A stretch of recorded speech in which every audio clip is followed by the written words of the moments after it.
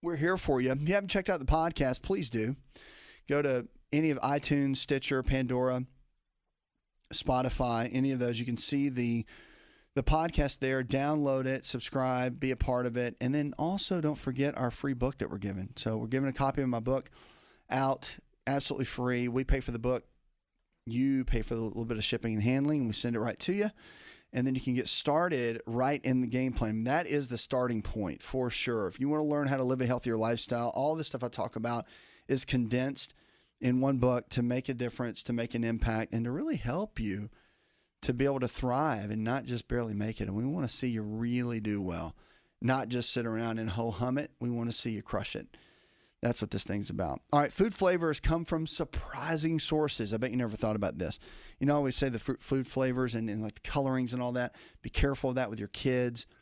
A lot of people are really like allergic to it in a lot of ways. So when a lemon is not a lemon, what's lemon flavor? The flavorings around many foods and beverages come from surprising sources. U.S. Food and Drug Administration said you can find out what's really in your foods by checking out product labels. Just because a label says maple cereal doesn't mean it contains any maple syrup. It could be because maple-like flavoring that comes from a maple tree sap or bark could even come from an herb commonly used in Indian dishes called fenugreek.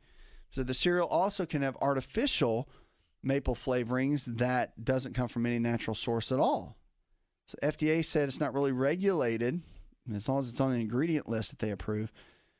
So the FDA regulations allow companies to use terms like maple flavored or artificially maple flavored on labels of foods and do not contain the actual ingredients. So the foods just have to contain some type of food or some type of maple flavoring for them to use that. And labels must declare if the flavor comes from an artificial source or not. Not everyone's concerned about that either. Some people just blow it off. But people want to be certain a food is made with a certain ingredient. They should look for a specific mention of the item in the ingredient list. So, for example, when buying grapefruit juice, look for the words grapefruit or grapefruit juice to make sure that that's where it's coming from. So, the director of the FDA Food Labeling Standards Staff, Felicia Billingsley, said that the consumers have long recognized that products like chocolate pudding, cake, and cookies may be made with cocoa. Billingsley said if cocoa is listed on the ingredient list, the name of the food can include the term chocolate in certain situations. So they have to use that in order to say certain words. So again, they're just regulating to make sure there's no claims or false claims that can be lined up in there.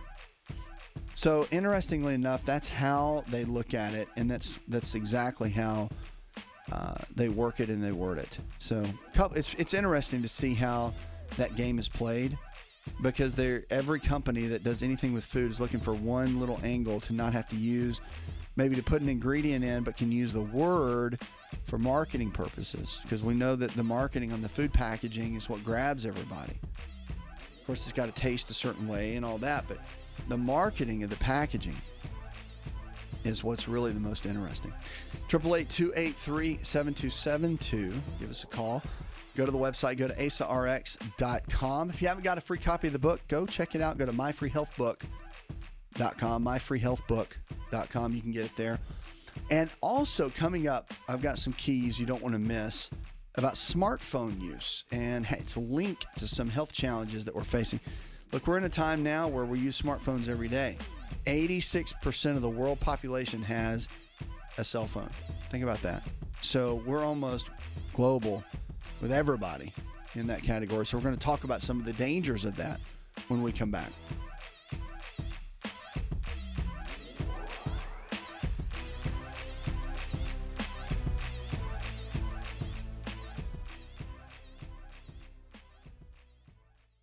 In my opinion, Theralac is the best probiotic on the market today. Probiotics in a healthy gut are essential to feeling great. For the best in probiotics, visit Theralac.com. That's Theralac.com.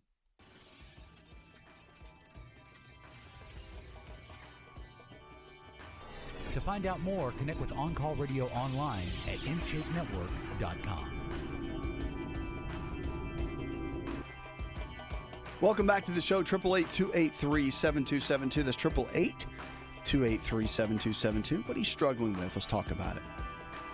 your health, your life. Remember, if the body can get sick, it can also get well. Lifestyle is the medicine. So choices we make every single day can and will determine the kind of health we're going to have. You can thrive. You can really make it, and you can do very, very well. We want to see you do well, not just barely make it with what we're doing here. We want to see you thrive, to live your potential, become the best version of you.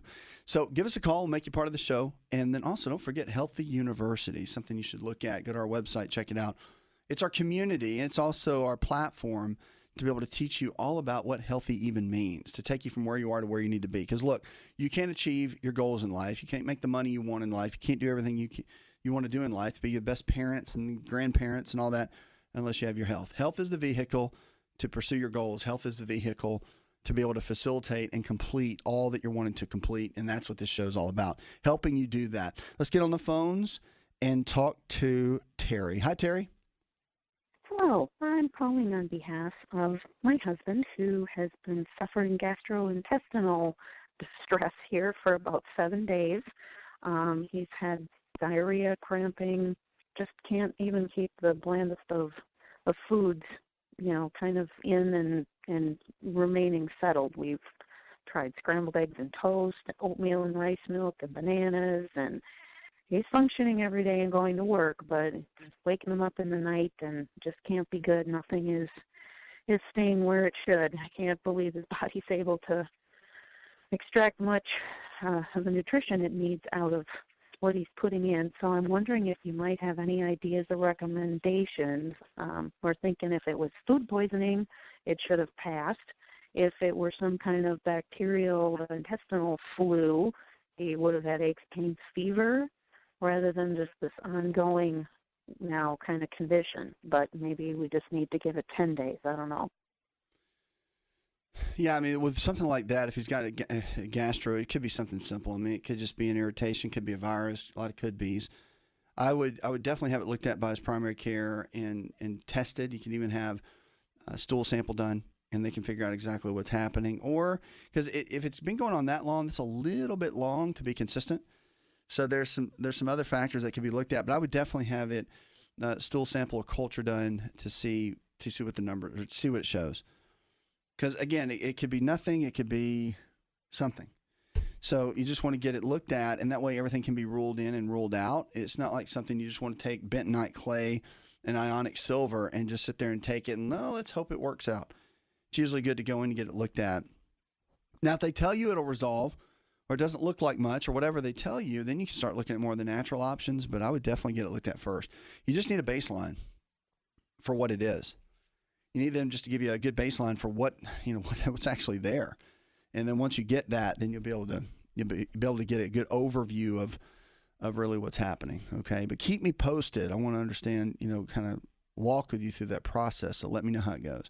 888-283-7272. That's 888-283-7272. Give us a call or go to the website, go to asarx.com. Now, I talk a lot about smartphone usage. We're seeing it more and more, the challenges. Now we're getting into a time period where most people have had smartphones over about a 6-year period, at least. Many more for me, I know, but for others, they're saying that's kind of the gold standard. And the daily smartphone use, they're saying, offers clues to a lot of the depression. Now, depression is becoming one of the number one diagnosed conditions in the country. So a new study suggests that how you use your smartphone could shed light on whether you might suffer from depression. Involving about 20 women and 8 men, they averaged 29 years of age and looked at the data from people's phones to track the number of minutes they use their phone, as well as their locations throughout the day. And the researchers at Northwestern University, Feinberg School of Medicine in Chicago found they tracked 2 weeks of phone use and GPS data from the 28 participants. And the more time a person spent on their phone, the more likely they were to be depressed. Think about that. According to the team led by clinical psychologist David Moore, who directs the University Center on Behavioral Intervention, said, for example, average daily smartphone use by those with depression is 68 minutes, compared with only 17 minutes with those without depression, the team found. Also, the GPS data showed that people who were depressed tend to spend more time at home and at fewer locations compared to people who weren't depressed, who were out and about doing their day-to-day schedule, going from place to place and doing their thing. So overall, the smartphone data was 87% accurate in spotting people with symptoms of depression, they found, and this was in the Journal of American Internet Research. All right, Moore said in the university news release he believes that simply by looking at phone data, we can detect if a person has depressive symptoms or not. And what's more, phones can provide unobtrusively and with no effort the part of the user in the data. So two experts in psychiatric health took a more cautious view. Dr. Aaron Pinkasoff, who's the chair of Department of Behavioral Health in Mineola, New York, said that this is a major issue. And the study sample slanted heavily toward older women who tend to have higher rates of depression. He also believes that physicians and patients should rely and be wary of relying too much on technology and self-diagnosis with the smartphone. And that's becoming more and more. I mean, I go into clinics now, and it's like, don't rely on Dr. Google, right? So stop Googling your condition and coming up with what you think you have. Go to your doctor, let them figure it out. I agree with that. I mean, it's one thing to just get on the rabbit trail and figure you have some kind of wild condition, some major genetic disorder that only 3 people in the whole world have because you have these symptoms, and you go to the doctor and you figure out it was gas. I mean, right? So it's like that happens all the time. So you really got to be cautious. You know, let the doctors be doctors. Do your research so you're kind of in the know and have an idea, but don't come in there all, I know what it is. Oh, I've got this. Oh, I need this medication. Like, really? Okay. 888-283-7272. You're listening to Asa Rx. Go to asarx.com. You can easily jump in, and of course, we got a free book there you can get. Go to myfreehealthbook.com. We'll send you a copy, as well as you just got to cover the shipping, and we'll pay for the book. Send it to you. It's a hardback copy. It'll give you a real encouragement to where you are right now with your health. Lisa in Bloomington, Illinois, said, my doctor has diagnosed me with low thyroid function and wants to put me on Synthroid. What do you think? I think that you should look into iodine treatment and see if you're deficient. Get your doctor to check that. That's what I think. This content is brought to you by our good friends at Liberty Health Share, the absolute best alternative to traditional health insurance. Visit Liberty Health Share at libertyhealthshare.org.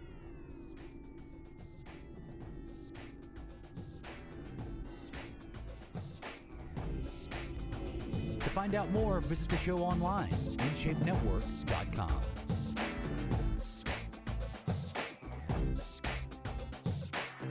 Two 888-283-7272. That's 888-283-7272. What are you struggling with? Let's talk about it. Your health, your life. Remember, if the body can get sick, it can also get well. Lifestyle is the medicine. So the choices that we make every single day can and will determine the kind of health we're going to have. It's all about lifestyle. It's all about choices. And really, it's all about what you decide to do each and every day. We want to help you, encourage you, and equip you to be able to thrive with your health. And on this show, we can do that. Have you ever been a big fan of cabbage? I want to jump in and talk about this food a little bit. Just about every food has been studied. Foods are medicine. In the United States, we don't have a lot of journaled studies on foods, but in Europe, they've done a ton of it, so it's really easy to gather the research. British Medical Journal is fantastic, by the way. So cancer prevention tops all other areas when it comes to cabbage. There's been more than 475 studies that have examined the role of this cruciferous vegetable in cancer prevention, and in some cases, cancer treatment. The uniqueness of cabbage in cancer prevention is due to 3 different types of nutrients found in it. It's antioxidant rich, anti-inflammatory rich, and it's rich in what's called glucosinolates. Now, the antioxidant related benefits of cabbage are pretty strong. So cabbage ranks in the rating system of all the foods as an excellent source of vitamin C and is a very good source of manganese. But in terms of antioxidants, in the newer phytonutrient category, cabbage is impressive even among all the cruciferous vegetables. The polyphenols rank at a top for the list of phytonutrient antioxidants in cabbage. In fact, one group of researchers have described polyphenols as the primary factor in cabbage's overall antioxidant capacity. So even white cabbage is a very light-colored form of green cabbage. And the most commonly eaten variety of cabbage in the U.S. provides about 50 milligrams of polyphenols in a half-cup serving. Red cabbage is even more unique among the cruciferous vegetables, providing about 30 milligrams of the red pigment. So these anthocyanins qualify not only for antioxidant nutrients, but also as anti-inflammatory nutrients as well. The antioxidant richness of cabbage is partly responsible for its cancer prevention.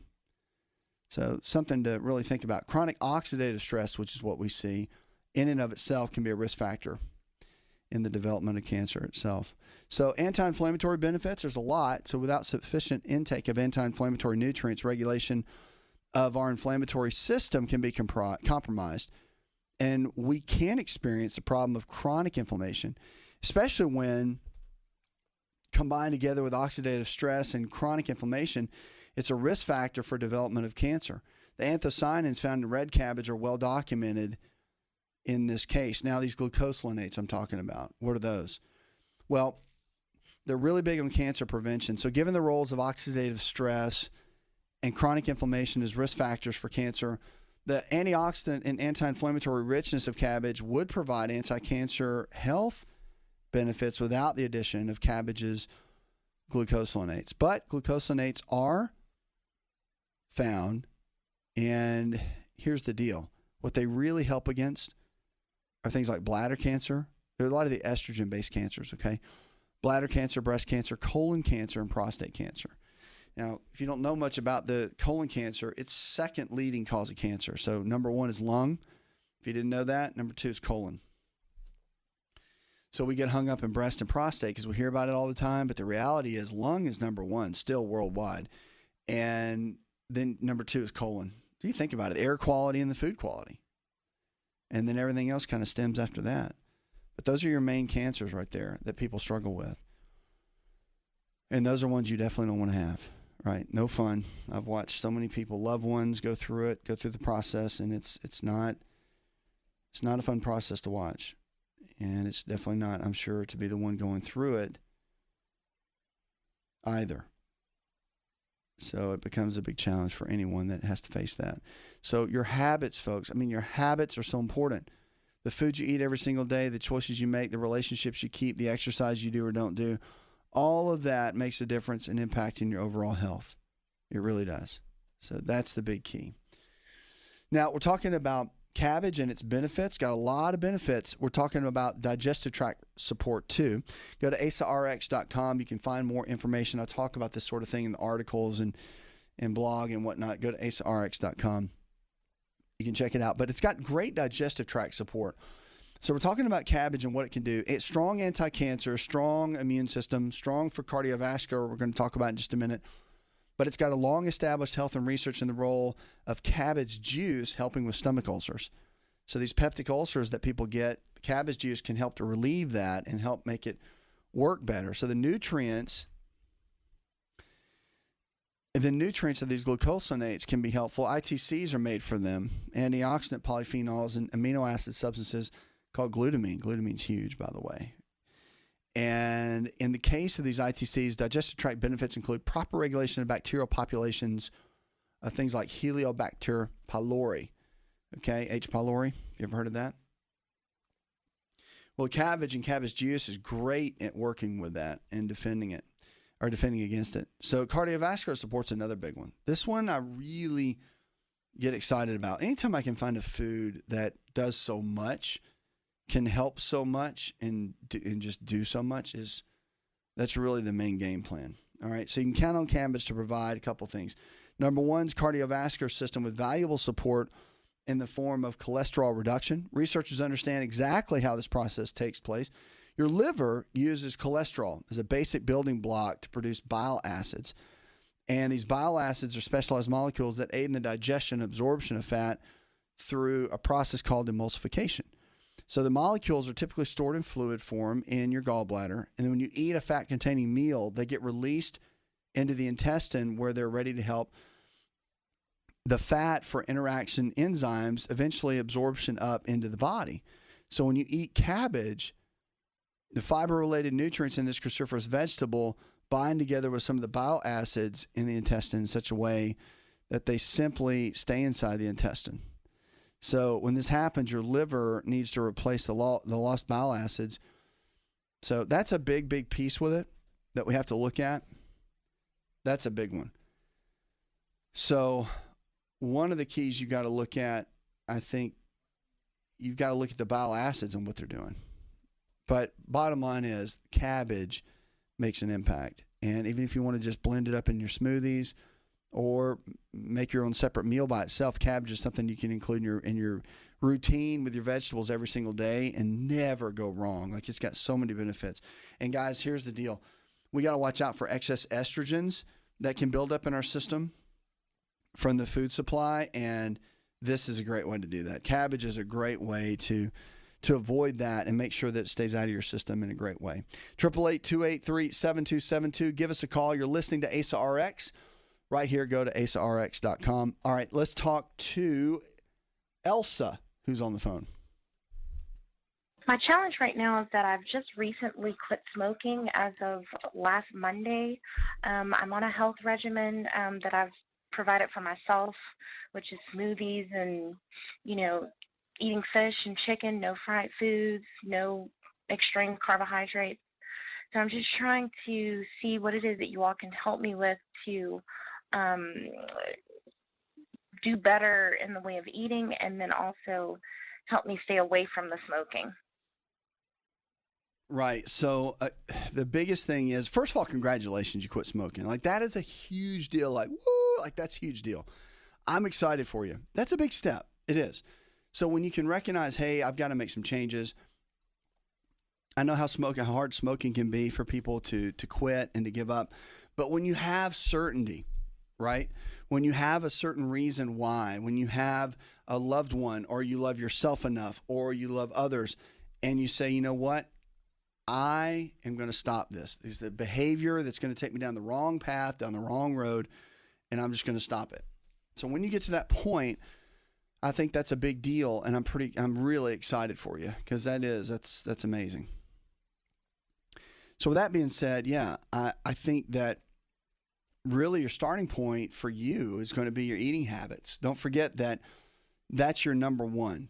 So even if it's things like the nicotine receptors you're going to be fighting against, because that's what creates the addiction, and the dopamine receptors that get affected by that, yes, all that's important, yes, all that matters.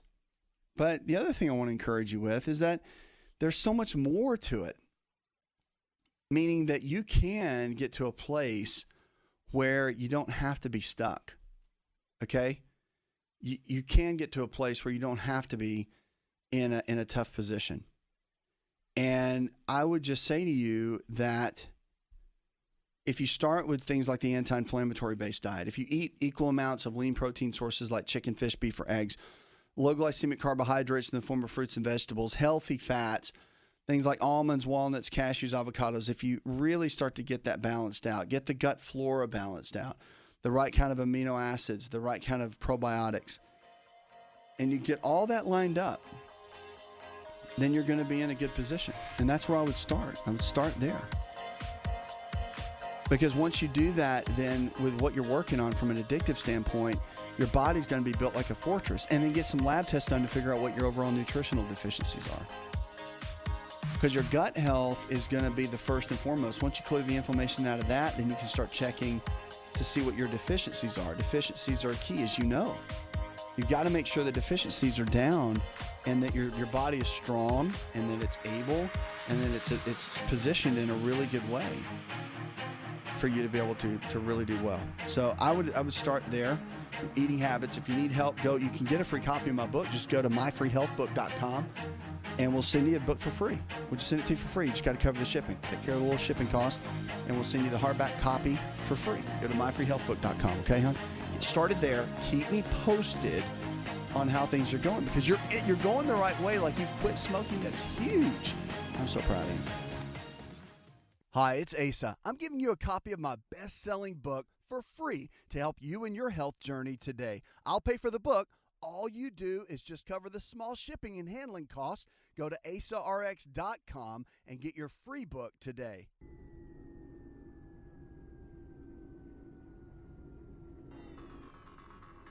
Connect with On Call Radio and watch On Call TV at InShapeNetwork.com.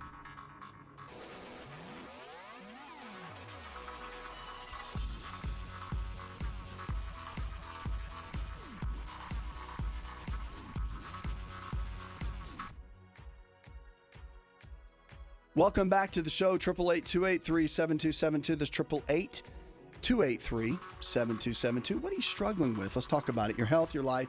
Remember, if the body can get sick, it can also get well. Lifestyle is the medicine. So the choices we make today can and will determine the kind of health you're going to have. Our choices matter. You don't have to be stuck where you are. You really can do well. You really don't have to just stay where you are. And on this show, we want to help you live your potential and become the best version of you. Low blood pressure, I want to talk about for just a minute. It is a hot topic, and a lot of people don't even realize they have it, but yet it's actually linked to a death risk.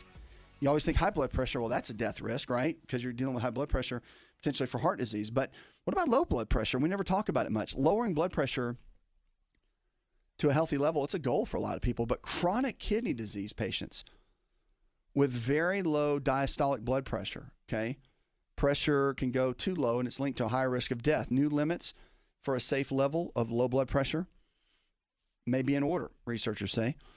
So there's about 600,000 kidney disease patients right now in the U.S. Researcher Kasaba Kosevi at the Memphis Veterans Affairs Medical Center in Tennessee looked at about 18 million blood pressure measurements and found that for patients with either very high or very low blood pressure, mortality went up substantially. That's a big one.